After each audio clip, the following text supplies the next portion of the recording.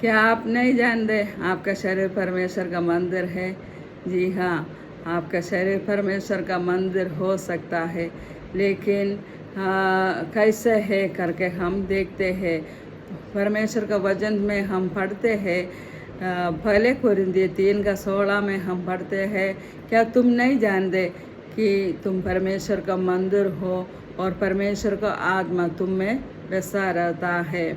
और मत्ती का सुसमाचार 21:13 में हम पढ़ते हैं कि लिखा है कि मेरा घर प्रार्थना का घर कहलाएगा, और परंतु तुम उसको डाकुओं का गुफा बनाते हो। तो ये दो वचन ये बातों को प्रकट करता है। एक परमेश्वर का मंदिर का विषय में कहता है, दूसरा डाकुओं का गुफा बना देते हैं। तो हम पहले ये देखते हैं डाकुओं का गुफा मतलब क्या है। डाकुओं का गुफा में बहुत सारे मतलब अंधकार का बात है, पाप का बंधन है, शराब है, सिगरेट है, मतलब ईर्ष्या, वैर, व्यभिचार, लीला कीड़ा, मधुबालपन सब है इसमें, झगड़ा। तो ऐसे एक व्यक्ति का जीवन में ऐसा अनुभव है। संसार में हम देखें तो ये सब एक एक लोगों का जीवन का अनुभव है। इस संसार में बहुत लोगों का जीवन का इस अनुभव है, लेकिन दूसरे एक बात हम पढ़ा, परमेश्वर का मंदिर है। परमेश्वर का मंदिर में कोई अशुद्धता नहीं है। परमेश्वर का मंदिर में क्या है? पवित्रता है। इसलिए हाँ, एक व्यक्ति को दो अवस्था में यहाँ दिखाया है। हम कौन सा अवस्था में होना चाहते हैं? हम देखते हैं, हम आराधना करने के लिए बाहर चर्च में जाता है, मंदिरों में जाता है, लेकिन वहाँ का वातावरण कैसा है? आराधना के लिए हम इकट्ठा होने के पहले उस जगह को अच्छे से साफ सुथरा रखता है, पवित्रता में रखता है। उससे बढ़कर है हमारा शरीर को पवित्रता में हमेशा बनाए रखना बहुत ज़रूरी है। वो कैसे हम पवित्रता में बनाए रखेंगे? यीशु मसीह जब हमारा जीवन में आएगा तब वो हमारा ये शरीर पवित्र बन जाएगा। हम अपने आप में कभी भी हमको अपने आप को पवित्र बताए में नहीं रख सकता।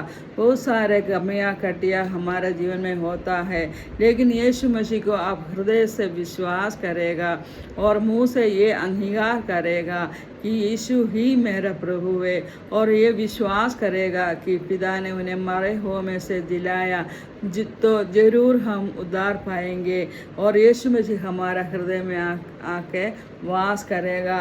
ये जब यीशु मसीह हमारा हृदय में आके वास करेगा तब हमारा जीवन बदल जाएगा, पुराना सारे बात बीत जाएंगे। देखो, हम वो वचन कहाँ पढ़ते हैं? 2 कोरिन्थियर 5:17 में हम पढ़ते हैं, देखो सब कुछ नया हो गया। एक नयापन का अनुभव हमारा जीवन में आ जाता है। इसलिए हे प्रियो, हम अपना शरीर को पवित्र बनाना है। इस भेद का बात बहुत लोगों को नहीं मालूम। हम बहुत लोग सोचते हैं ये बाहर का जो चर्च ये सब है, लोग इकट्ठा आराधना के लिए इकट्ठा हो तो वो ही मंदिर है, लेकिन सबसे बढ़कर हमारा शरीर है परमेश्वर का मंदिर। इस परमेश्वर क्या चाहता है? इस पवित्र रूपी मंदिर से हमेशा हम धन्यवाद रूपी बलिदान चढ़ाना है और वचन का गहराई में हमको जाना है, प्रार्थना में लगे रहना है, एक प्रार्थना का घर बनना है और आराधना और स्तुति का अनुभव हमेशा बने रहना है। तब यीशु मसीह हम में बहुत ऐसा प्रसन्न होगा और हमारा शरीरों को जीव दे और भावता व बलिदान करके हमको हमेशा चढ़ाना है। रोमियो का पत्र 12:1 में ये वचन लिखा है। तो हम इस डाकुओं का गुफा का अनुभव से बाहर निकल के आके हमको यीशु मसीह के लिए एक पवित्र मंदिर बनना है।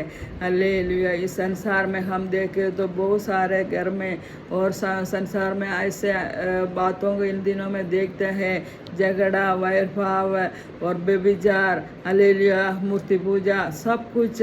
वो गलातियों का पत्र 5:19 में आप लोग पढ़ लीजिए।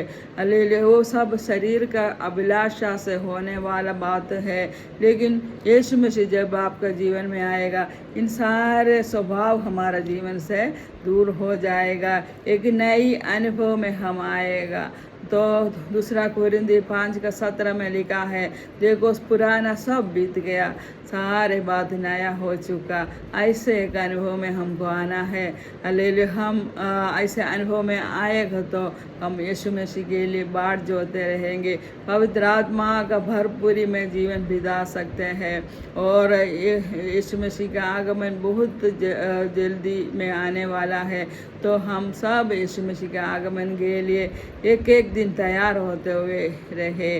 और आज मुझे सुनने वाला कोई भी इस अनुभव में नहीं आया, तो ज़रूर आप यीशु मसीह को अपने जीवन में वेलकम कीजिए।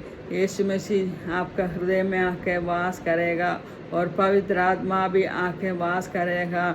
जो लोग पवित्र आत्मा का सामर्थ्य पाता है, वो पुनरुत्थान का सामर्थ्य पाता है। तो जब यीशु मसीह बादलों पर आएगा, उस पुनरुत्थान का सामर्थ्य से हम बादलों पर उठा लिया जाएंगे। हम स्वर्ग में यीशु मसीह को मिलेंगे और आनंद जीवन हम पाएंगे। ये कितना अच्छा अनुभव है प्रियो, आप सब इस अनुभव में आए। मैं प्रार्थना करती हूँ, मैं 1 मिनट आपके लिए प्रेयर करती हूँ, आपका जीवन आशीषित होने पाए। हे पिता परमेश्वर, हालेलुया, यीशु मसीह के नाम से आपको आपका समूह हम आते।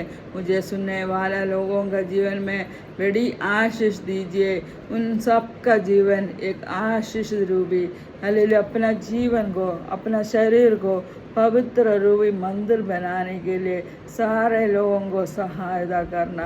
कोई किसी का जीवन आत्मा नाश नहीं होना, परंतु आनंद जीवन पाने के लिए सबका जीवन में सहायता करना। हालेलुया, धन्यवाद धन्यवाद, स्तुति स्तुति। परमेश्वर का वचन एक एक लोगों के जीवन में कार्य करने पाए। धन्यवाद धन्यवाद धन्यवाद, स्तुति। हालेलुया, आपने हमारा प्रार्थना को सुना, इसलिए हम धन्यवाद करते हैं, स्तुति करते हैं। आमीन। यीशु मसीह के नाम से मांगते हैं, सुनो और ग्रहण कर पिता। आमीन। आपको ये मैसेज अच्छा लगे तो आप मेरे को लाइक कीजिए, एक कमेंट दीजिए, और ये मतलब वीडियो आप दूसरों को शेयर करके दे दीजिए। अगर आप लाइक करेगा और सब्सक्राइब करेगा, एक आमीन करके एक कमेंट करेगा, आप भी मेरा इस सुसमाचार का भागीदार हो जाएंगे। मैं थोड़ा सा मेरा एक कम गवाही इस पहले का वीडियो में डाली हुई हूँ, आप लोग उसको सुन लीजिएगा। यीशु मसीह आप सबको आशीष दे। आमीन।